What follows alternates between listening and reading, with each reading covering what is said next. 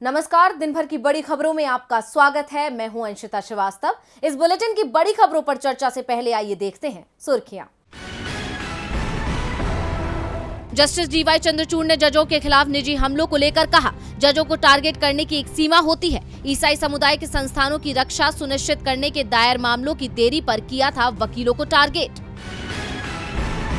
Delhi high court से आज मंत्री सत्येंद्र जैन को बड़ा झटका। हाईकोर्ट ने निचली अदालत को दिए निर्देश, कहा सत्येंद्र जैन की अंतरिम जमानत के लिए एलएनजेपी अस्पताल की मेडिकल रिपोर्ट पर विचार न करें। दिल्ली सरकार और राज्यपाल वीके सक्सेना के बीच हुई फिर तनातनी। टेक्निकल इंस्टीट्यूशन के फीस बढ़ाने वाले प्रस्ताव को एलजी ने किया खारिज। इससे पहले नहीं दी थी सिंगापुर दौरे की मंजूरी। शेयर बाजार में तेजी। सेंसेक्स 1041 अंकों की बढ़त के साथ 56,857 पर हुआ बंद। निफ्टी 287 अंकों की बढ़त के साथ 16,930 पर हुआ बंद। तो ये थी सुर्खियां। आइए अब बढ़ते हैं आगे। तो आज की सबसे बड़ी खबर जुड़ी है संसद में अधीर रंजन चौधरी के बयान पर मचे हंगामे से। अधीर की जुबान एक बार फिर फिसल गई, जिसे लेकर बीजेपी ने बखेड़ा खड़ा कर दिया है। अधीर ने अपने बयान को लेकर माफी भी मांग ली, लेकिन बीजेपी सोनिया गांधी से माफी की मांग कर रही है। बीजेपी की ये मांग कितनी जायज है, इसी पर करेंगे हम चर्चा।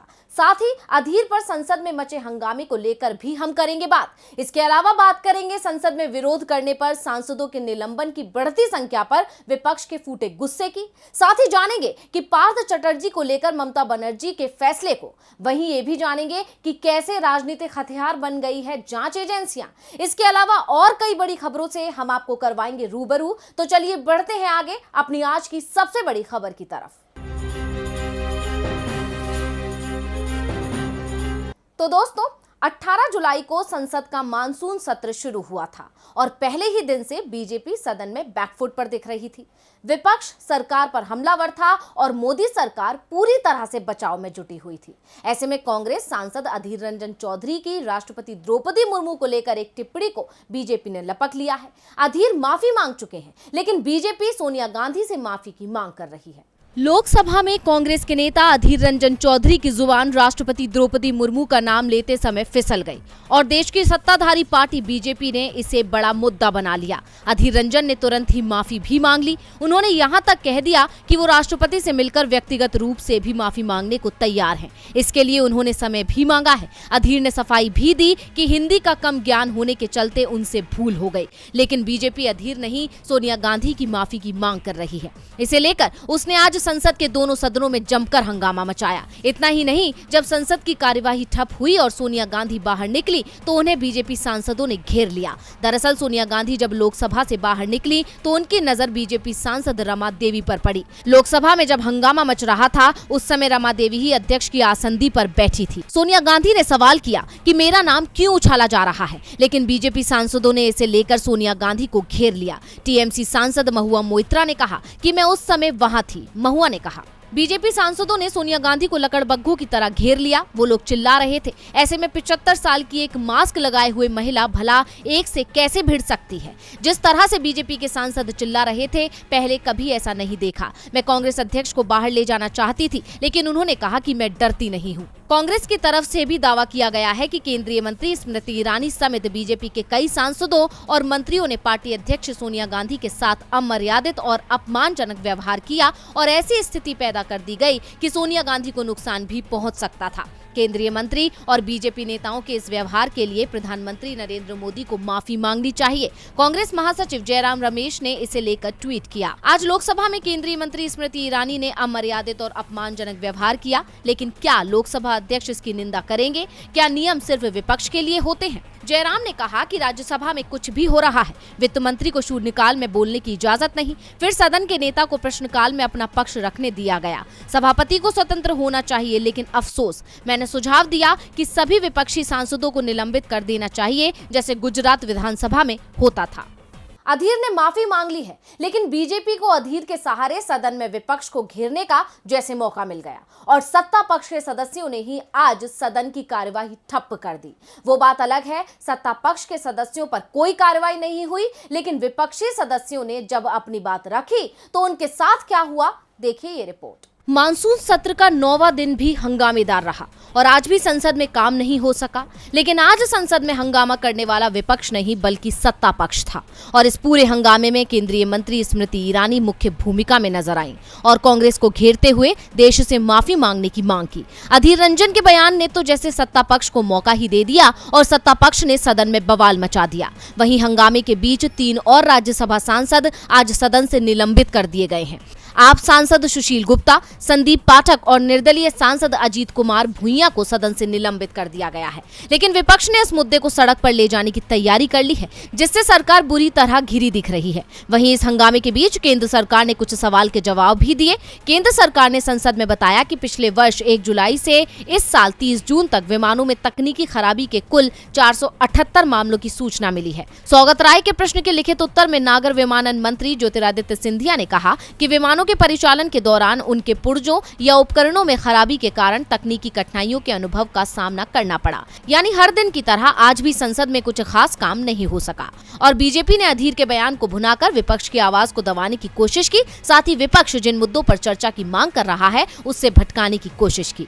गौरतलब है कि विपक्ष शुरुआत से आम जनता के हितों से जुड़े मुद्दों पर सदन में चर्चा चाहता है, लेकिन सरकार चर्चा से भाग रही है और विपक्ष जब इसका विरोध कर रहा है तो सांसदों को निलंबित कर दिया गया है, जिसको लेकर राज्यसभा में विपक्ष के नेता मल्लिकार्जुन खड़गे ने आज सभापति नायडू से मुलाकात की और पिछले 2 दिनों में किए गए राज्यसभा सांसदों के निलंबन को रद्द करने की मांग की। विपक्ष ने हंगामा किया और विपक्ष के सांसदों को निलंबित कर दिया गया, यानी सजा सिर्फ विपक्ष को ही मिलती है। और अब सांसदों के लगातार हो रहे निलंबन से विपक्षी दलों का गुस्सा फूट पड़ा है और उन्होंने मोदी सरकार की इस मनमानी के खिलाफ एकजुट होकर एक रणनीति बनाई है।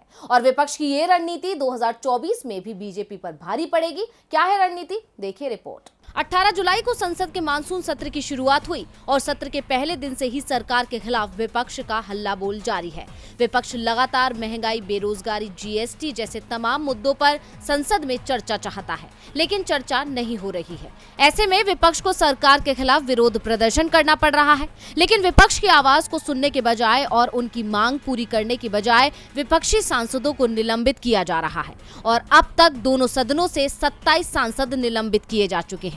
ऐसे में विपक्ष के निलंबित सांसद अब संसद के बाहर ही 50 घंटे के लिए धरने पर बैठ गए हैं। अब इसी बीच विपक्ष मोदी सरकार के इस रवैये के खिलाफ एकजुट हो गया है और एक प्लान तैयार किया है और इसके लिए तेलंगाना के सीएम और टीआरएस चीफ के चंद्रशेखर राव, डीएमके, आप, जेडीएस और दक्षिण भारत के कांग्रेसी सांसदों से संपर्क कर रहे हैं। टीआरएस सांसद रविचंद्र बड्डी राजू ने बताया कि जिस तरह से मोदी सरकार विपक्ष की आवाज को कुचलकर लोकतंत्र की हत्या कर रही है, उसके विरोध में दक्षिण भारत के ज्यादातर विपक्षी दलों के सांसद स्पीकर और सभापति से ये आग्रह करने का विचार कर रहे हैं कि उन्हें 17वीं लोकसभा तक के लिए ही सस्पेंड कर दिया जाए। बता दें कि राज्यसभा के 23 और लोकसभा के 4 सांसदों को सदन में हंगामे के कारण निलंबित कर दिया गया है।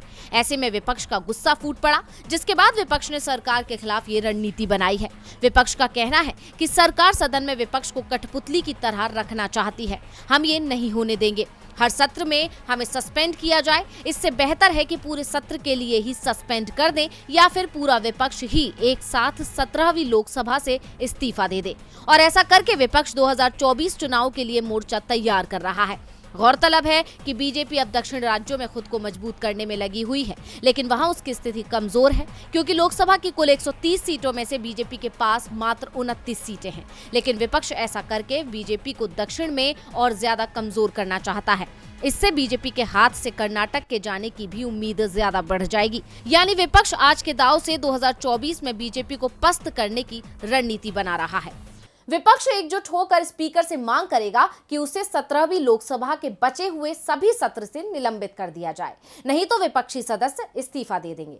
अब स्पीकर क्या फैसला लेंगे ये तो समय बताएगा, लेकिन आज ममता बनर्जी ने जरूर बड़ा फैसला ले लिया। शिक्षक भर्ती घोटाले में फंसे पार्थ चटर्जी से ममता बनर्जी पहले ही दूरी बना चुकी थी और अब उन्होंने पार्थ पर बड़ी कार्रवाई की है। तो क्या है ममता का फैसला, देखिए रिपोर्ट। पश्चिम बंगाल की सीएम ममता बनर्जी ने शिक्षक भर्ती घोटाले में फंसे पार्थ चटर्जी से मंत्री पद छीन लिया है। सरकार की ओर से साफ कर दिया है कि पार्थ चटर्जी अब मंत्री नहीं है। उन्हें मंत्रिमंडल से तत्काल प्रभाव से हटा दिया गया है। पार्थ चटर्जी के पास वाणिज्य और उद्यम, सूचना प्रौद्योगिकी, इलेक्ट्रॉनिक्स के साथ संसदीय कार्य मंत्रालय भी था। ये सभी विभाग फिलहाल मुख्यमंत्री ने अपने पास रख लिए हैं। पार्थ पर कार्रवाई करते हुए ममता ने कहा कि हमने उनको हटाया है क्योंकि तृणमूल कांग्रेस एक सख्त पार्टी है, इसको बदला नहीं जा सकता। ये बड़ा गेम है जिसके बारे में अभी ज्यादा बात नहीं कर सकती। ममता ने बड़ी साजिश का संकेत देते हुए कहा कि सारा पैसा एक लड़की के पास से बरामद हुआ है जिसको बार बार दिखाया जा रहा है। सीएम का इशारा अर्पिता मुखर्जी की ओर था, जिनके घर से 50 करोड़ रुपए और 6 किलो सोने की बरामदगी हो चुकी है। ममता ने कहा कि मैं पहले भी कह चुकी हूं कि अगर मेरे लोग दोषी पाए गए तो मैं खुद उन्हें कानून के हवाले करूंगी, चाहे वो एमपी हो या एमएलए, यहाँ तक कि मंत्री ही क्यों ना हो। और आज ममता ने अपने मंत्रिमंडल से पार्थ चटर्जी को हटाकर ये साबित भी कर दिया है।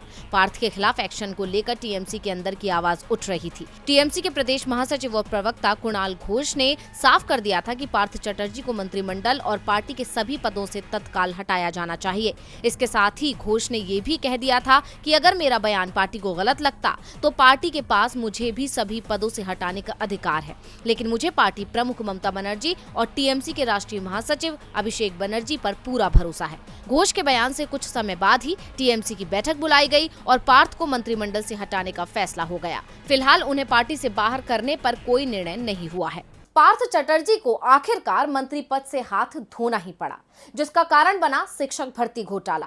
ईडी की जांच में पार्थ चटर्जी की करीबी अर्पिता मुखर्जी के घर से लगभग 50 करोड़ बरामद हुए। हालांकि ये पहला मौका नहीं है जब ईडी ने किसी के यहाँ रेड मारी हो।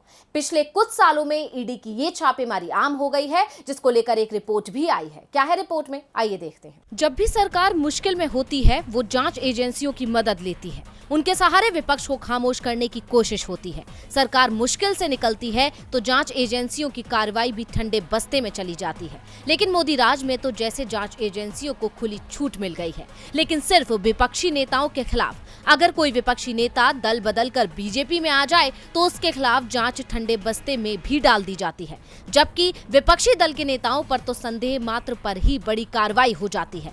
घंटों तक उनसे पूछताछ चलती है। इसे लेकर अब विपक्षी दलों ने एकजुट होकर सवाल उठाए हैं। कांग्रेस प्रमुख सोनिया गांधी, जम्मू कश्मीर के पूर्व मुख्यमंत्री फारूक अब्दुल्ला और पश्चिम बंगाल की मुख्यमंत्री ममता बनर्जी के भतीजे सांसद अभिषेक बनर्जी पर ईडी की कार्रवाई और टीएमसी नेता पार्थ चटर्जी की गिरफ्तारी जैसे मामलों ने विपक्ष को सवाल खड़े करने का मौका दे दिया है। विपक्षी दलों ने राष्ट्रपति द्रौपदी मुर्मू को मंगलवार को भेजे एक पत्र में आरोप लगाया है कि मोदी सरकार जांच एजेंसियों का लगातार दुरुपयोग कर रही है। असली मुद्दों से जनता का ध्यान भटकाने के लिए सरकार विपक्ष के खिलाफ एजेंसियों का इस्तेमाल कर रही है।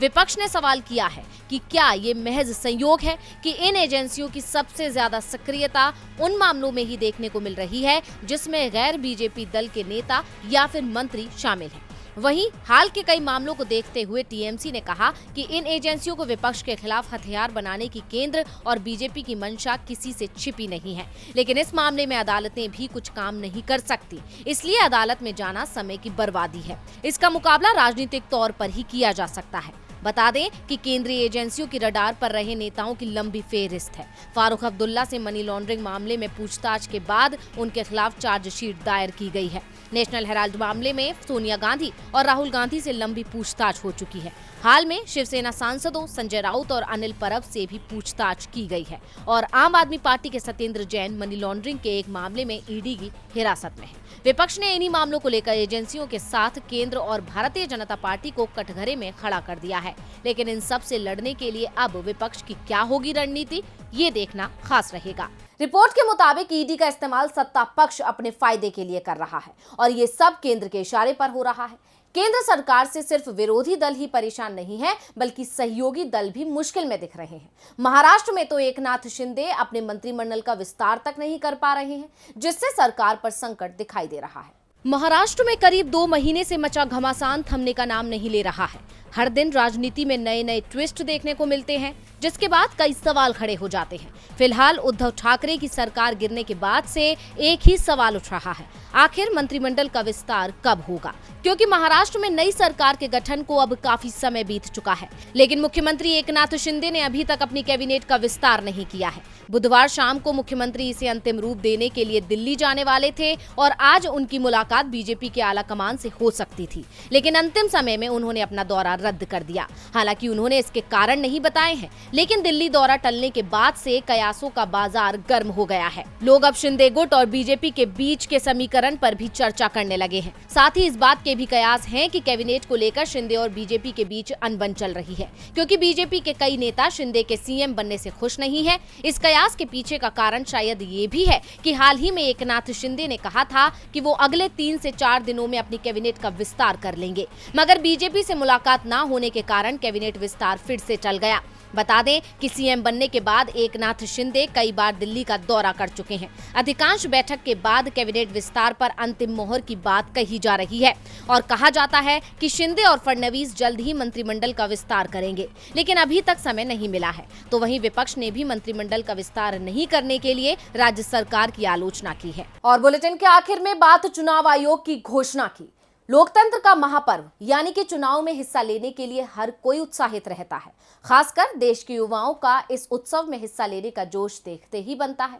अब भारतीय निर्वाचन आयोग ने भी उम्र की नई दहलीज पर कदम रखकर पहली बार वोट डालने वाले युवाओं को बड़ी खुशखबरी दी है। तो ईसी ने कैसे दी युवाओं को राहत, देखिए इस रिपोर्ट में। भारत का लोकतंत्र दुनिया के सबसे मजबूत लोकतंत्र में एक है, क्योंकि यहाँ हर किसी को सरकार चुनने का अधिकार है, वोट देने का अधिकार है। यहाँ 18 साल की उम्र से लेकर बुजुर्ग तक मतदान कर अहम योगदान दे सकते हैं। लेकिन अब 18 साल की उम्र के मतदाता के लिए बड़ी घोषणा की है। निर्वाचन आयोग ने कहा है कि 17 साल के युवा भी वोटर लिस्ट में नाम जोड़ने के लिए आवेदन दे सकते हैं।